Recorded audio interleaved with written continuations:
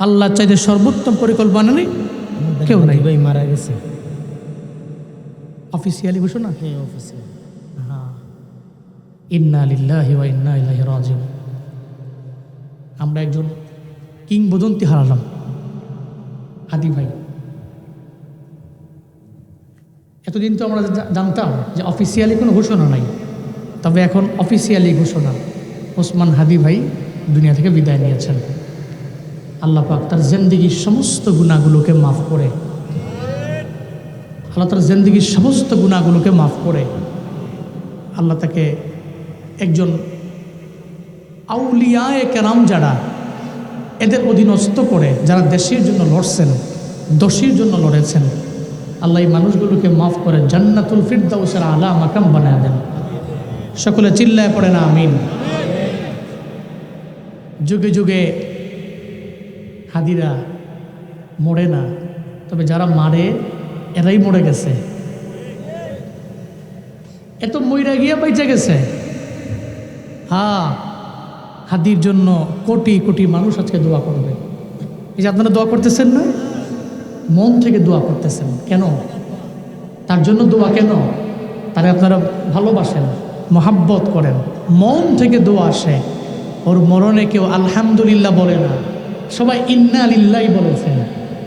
হ্যাঁ, কেউ তো আলহামদুলিল্লাহ বলে নাই, সবাই ইন্না লিল্লাহ বলেছে। তো এর চাইতে সুখের মরণ কি হতে পারে? যার জন্য মানুষ ইন্তেকালের পরে দোয়া করে, ও দয়ার মালিক, আয় আল্লাহ, আমার দেশের একটা সম্পদ ছিল ওসমান হাদি, আয় আল্লাহ, ঘাতকের গুলির আঘাতে দুনিয়া থেকে বিদায় নিয়ে চলে গেছে। সারা দেশের মানুষেরা ওনার জন্য চোখের পানি ফলায়া ফলায়া কান্দে, ওনার জন্য দোয়া করে রে মাওলা। আমি গুনাহগার, তোমার দরবারে আবদার জানাই রে মাওলা। আয় আল্লাহ, হাদির জিন্দেগির যত গুনাহ আছে সব গুনাহ তুমি মাফ করে দাও। আয় আল্লাহ, তার জিন্দেগির গুনাহ মাফ করে জান্নাতুল ফিরদাউসের মেহমান তুমি বানাইও রে আল্লাহ। আয় আল্লাহ, কবরে যাইতে দেরি, মুনকার নাকিরের 3 সওয়ালের জবাব দেওয়ার তৌফিক তুমি দান করিও আল্লাহ। আয় আল্লাহ, যারা মানুষরে হত্যা করে ফেলে, আয় আল্লাহ, তুমি এদের দুনিয়াতেই সাজা দিও, দুনিয়াতে প্রতিদান দিও, দুনিয়াতে এদের তুমি প্রতিদান দিও, দুনিয়াতে আর বিচার কইরো, হাসরের ময়দানে তুমি আর বিচার কইরো। যারা মানুষে অন্যায়ভাবে মারে, অন্যায়ভাবে যারা মানুষকে দুনিয়া থেকে বিদায় করে দেয়, হত্যা করে ফেলে, তারা তো তোমার খাঁটি বান্দা জীবনেও না, তারা তোমার খাঁটি মুমিন বান্দা না। আয় রাব্বে করিম, যারা মানুষকে অন্যায়ভাবে মারে, গুলির আঘাতে, বুলেটের আঘাতে, আয় আল্লাহ, মানুষকে দুনিয়া থেকে বিদায় করে দেয়, এদেরকে তুমি দুনিয়া এবং আখিরাতে বিচার করিও রে আল্লাহ। ও দয়ার মালিক, আয় আল্লাহ, হাদির সুখ সন্তপ্ত পরিবারে তোমার হাতে দিলাম, তুমি জিম্মাদার হয়ে যাও আল্লাহ। আয় আল্লাহ, সন্তানটারে তোমার হাতে দিয়া দিলাম, তুমি জামিন হয়ে যাও আল্লাহ। সন্তান বাবা বাবা বলে চিল্লাবে, কিন্তু বাবা পাবে না। বড় হলে ভাববে রে, বাবা আমার কই গেছে, বাবার নাম ধরে কান্না করবে। আয় রাব্বে করিম, সবির বানাইও, ধৈর্য ধারণ করার মতো তৌফিক দিও। আয় আল্লাহ, আয় আল্লাহ, তার মা, তার বাবা, তার বোন, তার বিবি সবাই রে তোমার হাওলায় দিলাম, তুমি সবির বানায়া দিও রে আল্লাহ, ধৈর্য ধারণকারী বানায়া দিও আল্লাহ। আমার দেশ তুমি শান্তির দেশ বানায়া দাও, সমস্ত বিশৃঙ্খলা থেকে তুমি হেফাজত করে নাও। আয় আল্লাহ, এমন এক লিডার তুমি আমার দেশে দিও রে আল্লাহ, যে লিডার মানুষের দরদ বুঝবে, গরিবের দরদ বুঝবো রে আল্লাহ। এমন এক লিডার তুমি আমার দেশে দিও আল্লাহ, এমন এক নেতা তুমি আমার দেশের নেতা বানাইও। আয় রাব্বে কারীম, আমাদের প্রত্যেককে তুমি নাজাতের ওসিলা হয় এমন কাজ করার তৌফিক দিয়া দাও আল্লাহ। দুনিয়াতেও কল্যাণ দেও, আখিরাতেও কল্যাণ দাও, জাহান্নামের আযাব থেকে বাঁচাইও আল্লাহ। কত মা বোনেরা আমি গুনাহগারের সাথে হাত বাড়াইলেন রে মাওলা। মা বোনদের মনে কি আশা, প্রাণে কি ব্যথা আমার জানা নাই। মা বোনদের কবুল করে নেও, মা বোনদের আবেদা বানায় দাও, জাহেদা বানায় দাও, মুসল্লিয়া বানায় দেও, মুজাক্কিয়া বানায় দাও, রাবেয়া বসরির মতো ওলিয়া বানাও। সর্বময় ক্ষমতার মালিক তো আল্লাহ। সূরাতুল মুলকের প্রথম আয়াতে আল্লাহ এটাই বলেছেন। যে বরকতময় তো উনি যার হাতে রাজত্ব, ওহু আলা কুল্লি শাইইন কাদির, তিনি সব বিষয়ের উপরে ক্ষমতা রাখেন। লিল্লাহি মা ফিস সামাওয়াতি ওয়া মা ফিল আরদ ওয়া ইন তুবদু মা ফি আনফুসিকুম আও তুখফুহু ইউহাসিবকুম বিহিল্লাহ ফায়াগফিরু লিমান ইয়াশাউ ওয়া ইউআযযিবু মান ইয়াশাউ ওয়াল্লাহু আলা কুল্লি শাইইন কাদির।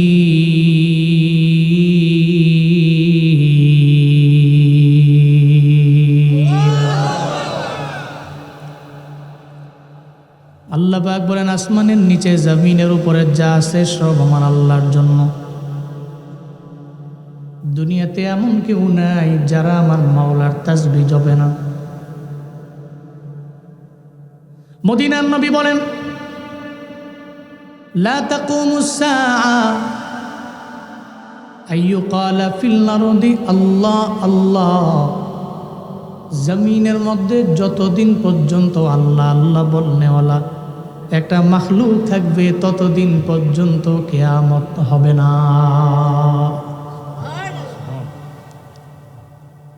সবাই তো আল্লাহরে চিনে, আল্লাহরে মানে, মাওলার তাসবিহ জপে। একটা নদীর মাছ, ওই নদীর মাছ দেখবেন তাসবিহ জপে আমার আল্লাহর। এটা আমরা জানি না, বুঝি না, কিন্তু আম্বিয়ারা ঠিকই বুঝতো। আপনার বাড়ির খোয়ারের মধ্যে যে মুরগিটা, ওই মুরগিও তো ফজরের নামাজের সময় ওইটা কুকুরুত কুক বইলা আপনারে স্মরণ করায়, আই মনিব তুমিও ওইটা ফজরের নামাজের মধ্যে যাও। এটা আমরা বুঝি না, কিন্তু ওই মুরগি ফজরের নামাজের ওঠার সময় যে কুকুরুত কুক বলে, কি বলে? আমার মাওলার তাসবিহ জপে, আমার মাওলার গুণগান গায়। এটা খোয়ারের মুরগি গুণগান গায় আমার আল্লাহর।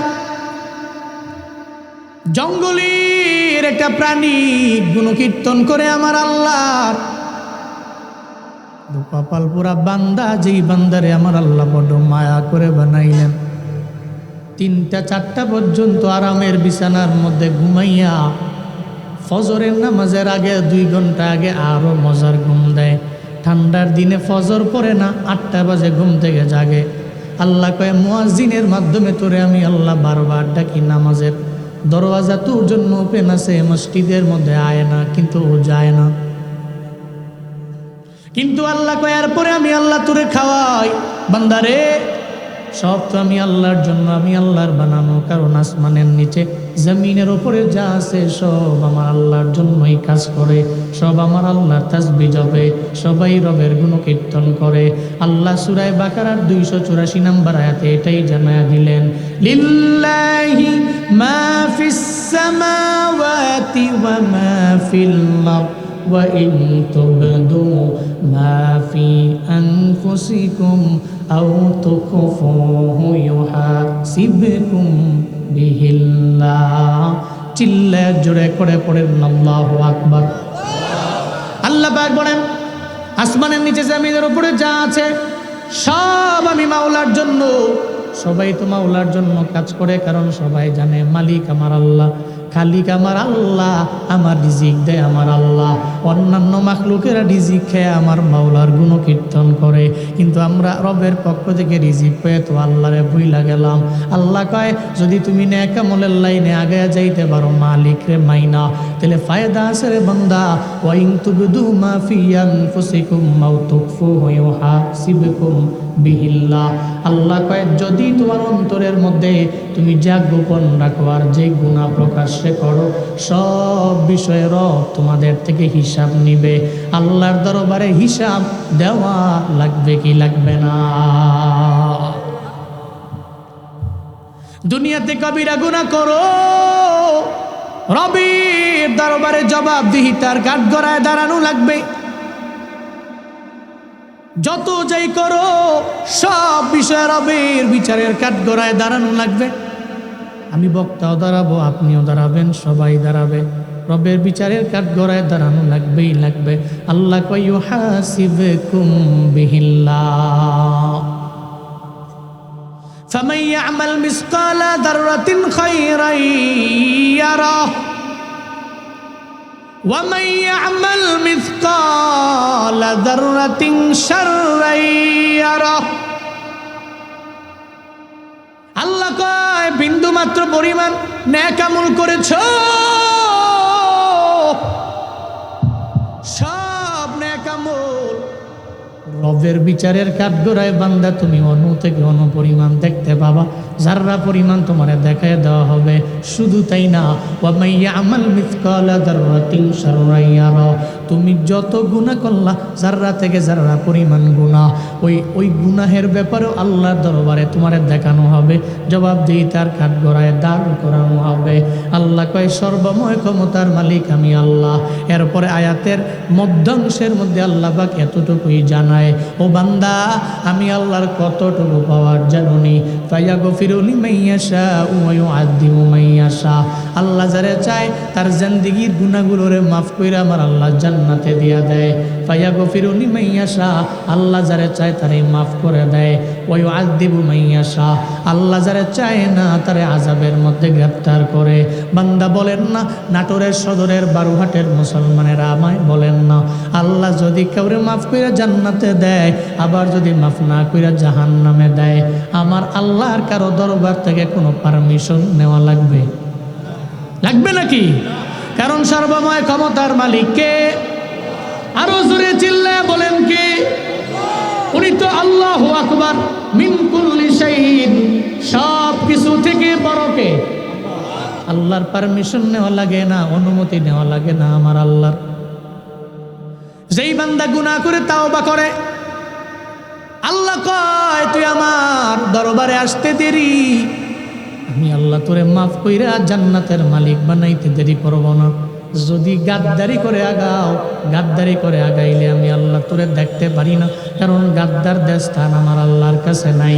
যারা গাদ্দারি করছে এদের পরিণতিও জমিনের মধ্যে ভালো হয়েছে নাকি? হ্যাঁ, যেমন ফেরাউন আর মূসা, দুইজনের কাহিনী কোরআনের মধ্যে আছে না নাই? কথা বলে না, আছে না নাই? কোরআনের মধ্যে আছে ফেরাউন আর মূসার কাহিনী। এই হঠাৎ করে একদিন হযরতে ওমর দাঁড়াইয়া একটা ইহুদি হযরতে ওমরের সামনে গিয়া হাজির হইল আর বলল, ওমর আমি তোমারে 3টা প্রশ্ন করব, এই 3টা সওয়ালের জবাব যদি তুমি দাও তাহলে আমি কালেমা পড়ে এই মুহূর্তে মুসলমান হয়ে যাব। হযরতে ওমরের দরবারে যা কয়, যদি তুমি 3টা সওয়ালের জবাব দিতে পারো তাহলে তোমার হাতে এখনই আমি কালেমা পড়ে মুসলমান হয়ে যাব। ওমর কয়, তুমি আমায় বলো, তোমার মনের 3টা প্রশ্ন তুমি আমায় বলো। সঙ্গে সঙ্গে বলতে লাগলেন, নাম্বার 1, আমার হাই ওমর তোমার দরবারে আমার প্রশ্ন হইল, এই জমিনে এমন একটা জায়গায় আল্লাহ পাক রব্বুল আলামিন এমন একটা জায়গার মধ্যে সূর্যের কিরণ দিয়েছে, আলো দিয়েছে, ওই আলোটা একবারই দিয়েছে, এর আগে কোনোদিন ওই স্থানে সূর্যের আলো যায় নাই, আর ওই স্থানে জীবনে কোনোদিন আর কিয়ামত পর্যন্ত আলো পৌঁছবে না, এমন একটা জায়গা। এই বিষয়ে কোরআন থেকে তুমি আমারে উত্তর দিবা, ওটা কোন জায়গা এবং কার সাথে ঘটছে। নাম্বার 1, এটা প্রশ্ন তোমার প্রতি। 2 নাম্বার, যমজ 2 ভাই একসাথে জন্মগ্রহণ করছে, আবার একসাথেই মারা গেছে। যমজ ভাই একসাথে দুনিয়া আইছে, একসাথে দুনিয়া ত্যাগ করেছে, কিন্তু বয়সে 2 জনের ডিফারেন্স হয়েছে 100 বছর। 2 জন কে এবং কেন এমন হলো, এই জবাব দিবা। 3 নাম্বার ওমর, 3 নাম্বার প্রশ্ন হইল, একটা মুর্দা একটা মৃত ব্যক্তি, একটা মুর্দা ব্যক্তি, এই মুর্দা ব্যক্তিকে কবরের মধ্যে ঢুকানো হয়েছে, আর কবর থেকে সে বের হওয়ার জন্য টানা 40 দিন চেষ্টা করছে। একটা পর্যায়ে কবরের ভিতরে ওই মুর্দাকে রাখতে পারে নাই, ওই মুর্দাকে সে বের করতে বাধ্য হয়েছে, মুর্দা বের হয়ে গেছে। সুবহানাল্লাহ বলবেন না? এইটাও কোরআন থেকে তুমি যদি বর্ণনা করতে পারো, আমাকে বলতে পারো এটা কার সাথে হয়েছে, কিভাবে হয়েছে, তাইলে আমি কালেমা পড়ে এই মুহূর্তে মুসলমান হয়ে যাব। তো রাইসুল মুফাসসিরিন হযরত আব্দুল্লাহ ইবনে আব্বাস রাদিয়াল্লাহু তাআলা আনহু, ওনার বয়স তখন মাত্র 12 বছর। কয় বছর? কি অনেক বড়? মাত্র 12 বছর। সমস্ত মুফাসসিরিনদের লিডার, রাইসুল মুফাসসিরিন আব্দুল্লাহ ইবনে আব্বাস রাদিয়াল্লাহু তাআলা আনহু, উনি হযরত ওমরের পাশে আসলেন। এই 3টা সওয়াল উনি শুনলেন। আব্দুল্লাহ ইবনে আব্বাস বলে, জবাবগুলো আমি দিয়ে দিব। হযরত ওমর বলেন, আব্দুল্লাহ, ইহুদি 3টা সওয়াল করলো, তুমি জবাব দিবার চাও? আমি জবাব দেওয়ার চাই। এজন্যই তো ওনার নাম হলো রাইসুল মুফাসসিরিন। আব্দুল্লাহ ইবনে আব্বাস বলে, হ্যাঁ ইহুদি, তুমি 1 নম্বরে বললা এমন একটা জায়গার মধ্যে সূর্য কিরণ দিয়া দিল, যেটা কিয়ামতের আগে ওই জায়গায় দিবে না, একবারের জন্যই দিল। এটা তো কোরআনেরই বর্ণনা। কোরআনের মধ্যে মূসা এবং ফেরাউনের বর্ণনা আছে। যেই মূসা নবীর সাথে রাগ হইয়া ফেরাউন, মূসা নবী আল্লাহ আল্লাহ বলে, ফেরাউন কয় আমি তো তোমাদের বড় আল্লাহ, কিসের আবার আল্লাহর নাম নাও? মূসা নবী কয়, জীবনেও কোনো দিন তোরে আল্লাহ মানতে পারি না, কারণ তোর মালিকও আমার আল্লাহ, আমার মালিকও আমার আল্লাহ। জীবনেও কোনো মাখলুককে আমরা আল্লাহ মানতে পারি না, কারণ আমাদের খালিক একজন আছে না নাই? তিনি কে? ফেরাউনের মাথা গরম, মূসার প্রতি ভয়ঙ্কর লেভেলের রাগ। এই জন্য মূসা নবী অতিষ্ঠ হইয়া আল্লাহকে বললেন, ও আল্লাহ, আমি এলাকার মধ্যে থাকবো না, এই এলাকা থেকে অন্য এলাকায় চলে যাব। আল্লাহ পাক বললেন, নবী মূসা, আপনার বনি ইসরাইলের যত সদস্য আছে সবাইরে লইয়া, 12টা গোষ্ঠী আছে, লইয়া রওনা হয়ে যান, নীল নদ পার হয়ে আপনি চলে যাবেন। এবার মূসা নবী যখন বনি ইসরাইলের লোকদেরকে নিয়ে রওনা, ফেরাউন মনে মনে কয়, ওই যাবি নীল নদের কাছে গেলে ধর্ম, আজকে চুবায়া চুবায়া ডুবায়া ডুবায়া মারমু। চিল্লা পড়বেন কি নাউজুবিল্লাহ। এবার মূসা নবী রওনা। ফেরাউন কয়, ও আমার দল বলেরা রেডি থাক, আজকে মূসারে এমন ভাবে ধরব, মূসা আমাদের হাত থেকে বাঁচতে পারবে না। চতুর্দিক থেকে দাঁড়ায় রইল মূসা নবী ও ওনার সৈন্যবাহিনী নিয়ে দৌড়। আল্লাহ কয়, আমার মাওলার কুদরত, জীবনেও কোনো দিন ফেরাউন তো বুঝতে পারবে না। ফেরাউন দাঁড়াইয়া মূসা নবী তার দলবল নিয়ে যখন নীল নদের দিকে আগায়, এদিকে চতুর্পাশ দিয়ে ফেরাউনের দলবল দাঁড়ানো। ফেরাউন মনে মনে কয়, আসলেই তো আজকে মূসা নবীর দইরা মাইরা ফেলবো। ততক্ষণে আমার আল্লাহ পাক রব্বুল আলামিন ফেরাউন আর তার সব দলবলদের ব্যাপারে আল্লাহ ঘুমরে জানাইয়া দিল, ও নিদ্রা, ও ঘুম, এখনই ফেরাউনের ধরে ফেল। এই নাটোরের মুসলমানেরা বলেন না, ঘুম কথা মানে কার কথা মানে? নিদ্রা কথা মানে আমার আল্লাহর, তন্দ্রা কথা মানে আমার রবির, ঝিমুনি কথা মানে আমার আল্লাহর। আল্লাহ বলেও নিদ্রা, ফেরাউনের যত দলবল আছে ফেরাউন সহ সবাইরে তুমি ধরে ফেলো, সঙ্গে সঙ্গে ধরে ফেললো। ঘুমাইতেছে নাক ডাইকা, এদিকে মূসা নবীর দল বল নিয়ে সব চলে গেছে। মুরগি একটা রাখছিল, কিন্তু এই মুরগিটাও তো ঠিক সময়ে মুরগিটাও এলান দেয় নাই, কুকুর উৎকু করে নাই। মুরগিও তো ঘুমায় গেছে, সবাই ঘুমায় গেছে। মূসা নবী চইলা গেল, লাফ দিয়ে ঘুম থেকে জায়গা দেখে, কই মূসার দল বলেরা কই, ফলো কর। মূসা দিক দিয়ে গেছে, ফলো কর। পায়ের সাপ দেখতে দেখতে তাকায় দেখে নীল নদের বরাবর চলে গেছে। খাইছে ধরা, মূসায় নীল নদে গেলে নদীর মধ্যে চুবায়া চুবায়া মারতে পারবো, চল না নীল নদের দিকে দৌড়াই। মূসা নীল নদের দিকে যাবে, নীল নদের মধ্যে গিয়ে আটকায় যাবে, আমরা পেছন দিক দিয়ে দাঁড়ায় থাকবো। এদের প্রত্যেককে আজকে শিক্ষা দিব, কত ধানে কত চাল। ফেরাউন তার দলবল নিয়ে আগায়, ওদিকে মূসা পয়গম্বর তার সব দলবল নিয়ে যখন নীল নদের সামনে দাঁড়াইয়া, এবার মূসা নবী কয়, আল্লাহ গো, এবার নীল নদ আমি কেমনে পার হব? আমি তো আসবার চাই না, আপনি তো বললেন আমার হিজরত করার জন্য, নদীর ওপার আমি চলে যাব। আমি এলাকার মধ্যে আর থাকতে চাই না রে আমার আল্লাহ। আল্লাহ কয় নবী মুসা চিন্তা করার দরকার নাই, আমি আল্লাহ তো আপনার এমন মালিক, আমি আল্লাহ তো আপনার এমন এক খালিক, আপনার কোনো চিন্তা নাই, কোনো টেনশন নাই। মুসা নবীর বানি ইসরাইলের সব লোকেরা এসে মুসা নবীরে কয়, এই তোমার আল্লাহ কি এবার আমাদের জন্য কোনো ব্যবস্থা করবে না? মুসা নবী ডাক দিয়া বলে, লা তাহজান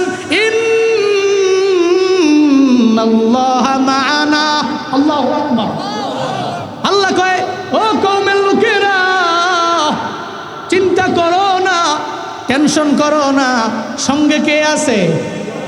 তুমি যেখানে যাও তোমার ডানে বামে কেউ নাই, তোমার সব পরিবারের লোকেরা তোমার সাইরা চলে গেছে, কেউ তোমার দাম দেয় না, পাত্তা দেয় না। তুমি কান্দো না, মানুষের দরবারে যাও না, তুমি আল্লাহরে জানায় দেওয়ার লাগো, আমার ডানে বামে সামনে পেছনে আমার কেউ নাই, কিন্তু আমার জানা আছে যেখানে কেউ নাই সেখানে কে আছে? আস-সাইয়ু মিন্নি ওয়াল ইতমামু মিনাল্লাহ। চেষ্টা আমার পূরণ করবে আমার মালিক, আমি তো চেষ্টা করতে পারবো, পূরণ করবে আমার আল্লাহ। চিন্তা করো না, লা তাহজান ইন্নাল্লাহা মা'ানা, চিন্তা করো না, আল্লাহ তোর সঙ্গে আছে। বনি ইসরাইল লোকেরা কয়, তাহলে তোমার আল্লাহ দেখাও না, একটু বড়ই তো ফেরাউনের দল বলে সে আমগো সবাই মেরে ফেলবে। মুসা নবী আল্লাহরে কয়, ও আল্লাহ কি করতে পারি? আল্লাহ কয়, নবী মুসা হাতের মধ্যে কি? কয় হাতের মধ্যে লাঠি, মারেন বাড়ি। সঙ্গে সঙ্গে নীল নদের পানির মধ্যে মারতে দেরি, আল্লাহর কুদরত। নীল নদের পানির মধ্যে মুসা নবী লাঠি দিয়ে যখন উনি আঘাত করলেন, একটা না, দুইটা না, তিনটা না, 12টা রাস্তা নীল নদের পানিটারে মাটিতে কনভার্ট কইরা আল্লাহ পাক বানায়া দিতে দেরি করে না।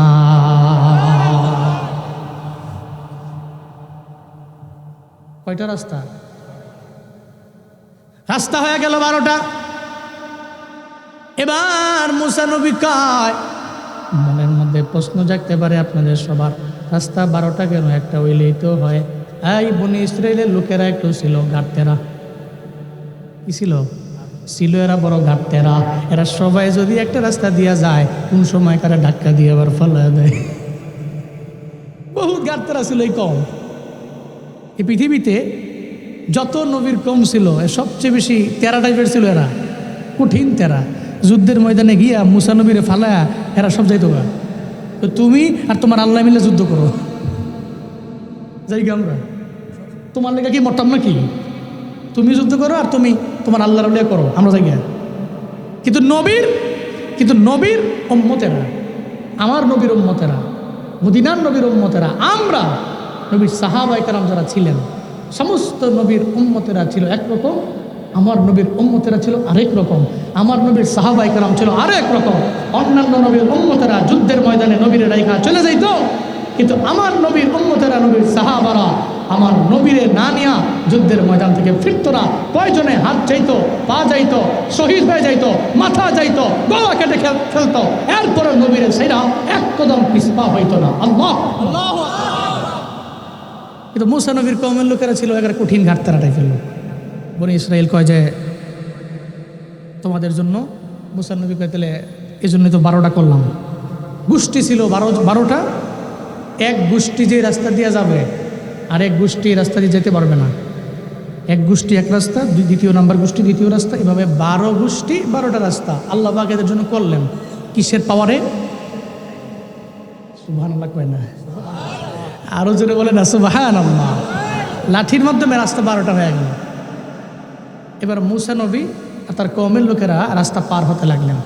এদিকে ফেরাউন আর তার দল বল লইয়া সব যখন নীল নদের কাছে এসে ভিড়ছে, ফেরাউন তাকায়া দেখে, কিরে নীল নদের এই পানির মধ্যে রাস্তা কে লেগে? ফেরাউনের ডানে বামে সামনে পেছনে যত লোকেরা আছে, ফেরাউনের দল বড়েরা বলতে লাগলো, ফেরাউন রে, লিডার নেতা এখানে রাস্তা বানাইলো কেডা? ফেরাউন কয়, তোরা এতদিন আমার চিনোস নাই, তোদের রব আমি তো বড় রব, আমার কারিশমা দেখোস না, এটা তো আমার কারিশমা, 12টা রোড আমি বানাইছি। নাউজুবিল্লাহ কয় না, এই রোড আমি বানাইছি। দলবলেরা কয় এজন্যই তো আপনারে মানি বড় রব, এই জন্যই তো মানি আপনারে আমরা বড় ইলা, এই জন্যই তো আপনারে আমরা বড় খুদা মানি। আপনি 12টা উড়ান জন্য বানায় রাখছেন নীল নদের মধ্যে। এরা সব সঙ্গে সঙ্গে ওই রাস্তার মধ্যে নেমে গেল। সবাই নামে রে, একজনে নামে না, সে কে? ফেরাউন তো নামে না।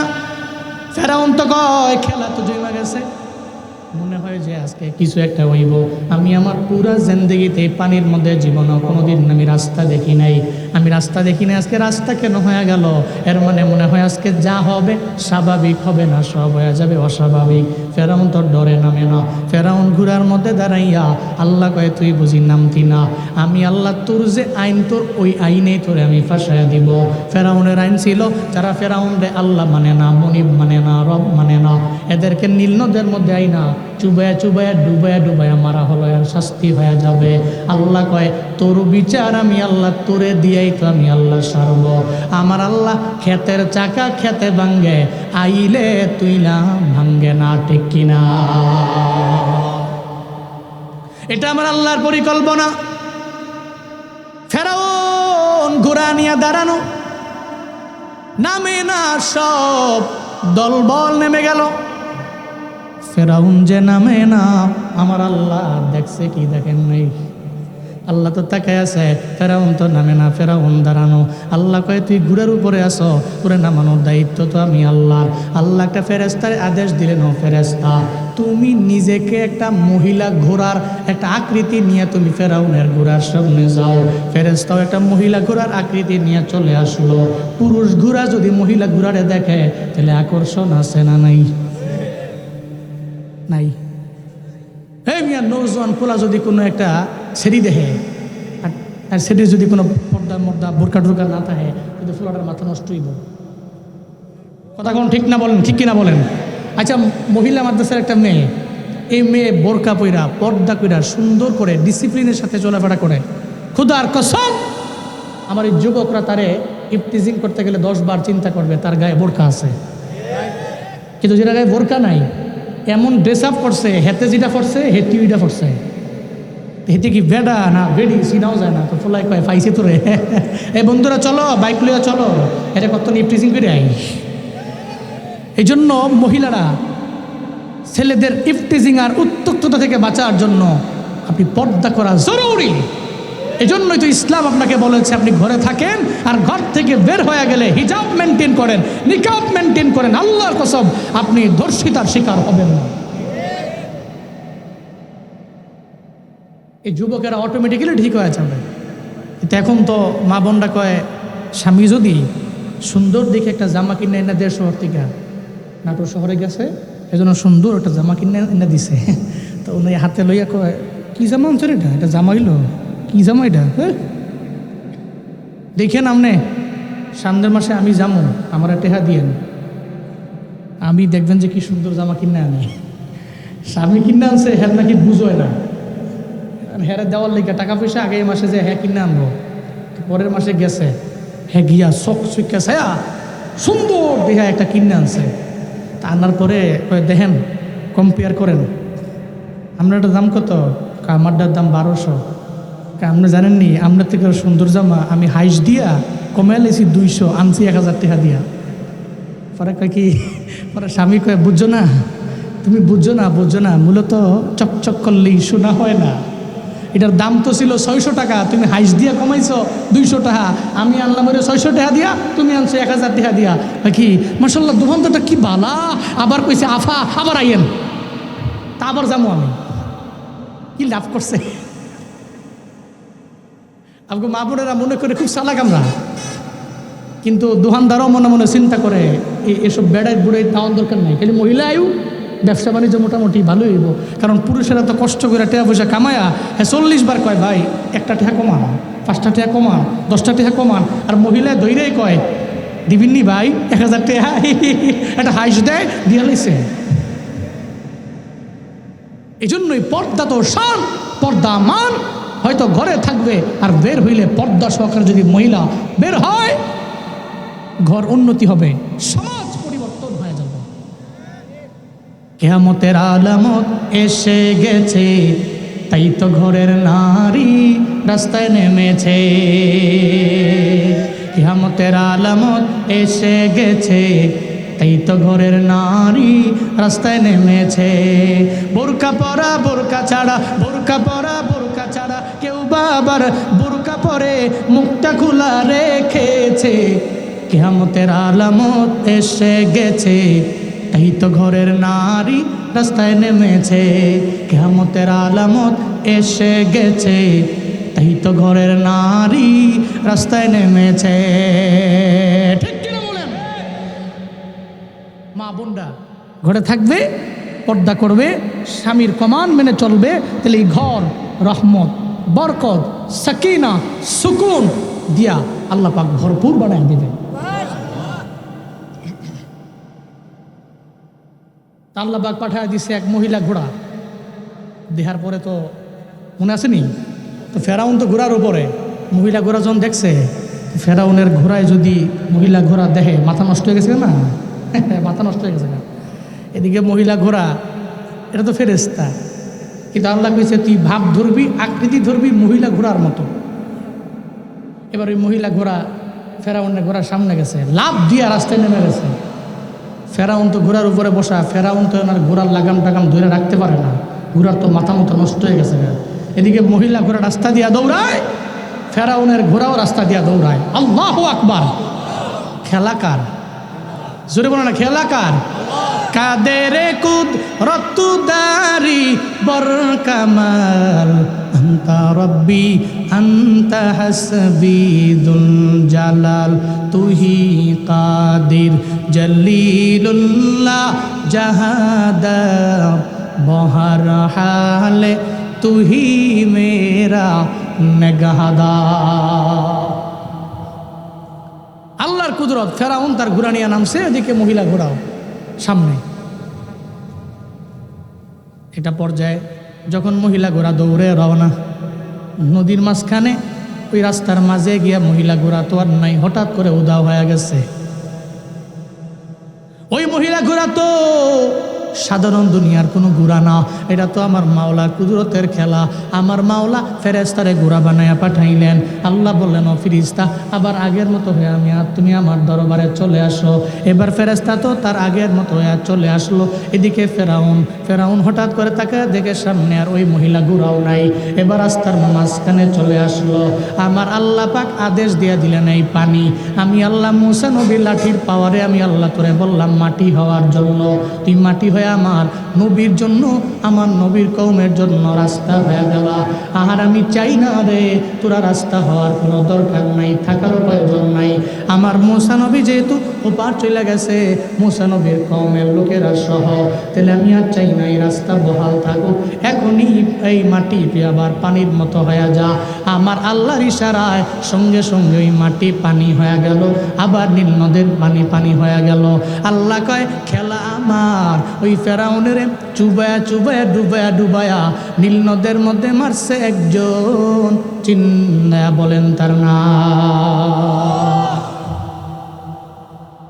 ফেরাউন তো এই জায়গায় নাই, নীল নদী ডুবিয়ে ডুবিয়ে চুবিয়ে চুবিয়ে মারলেন আমার আল্লাহ। এবার ওই আব্দুল্লাহ ইবনে আব্বাস জানায় দেয়, হুদিরে এই যে রাস্তা বানাইছে, রাস্তাটা হওয়ার পরে নীল নদের একেবারে তলদেশে যতক্ষণ পর্যন্ত রাস্তাটা ছিল, সূর্যের কিরণ তো নীল নদের তল দেশ পর্যন্ত গিয়েছিল।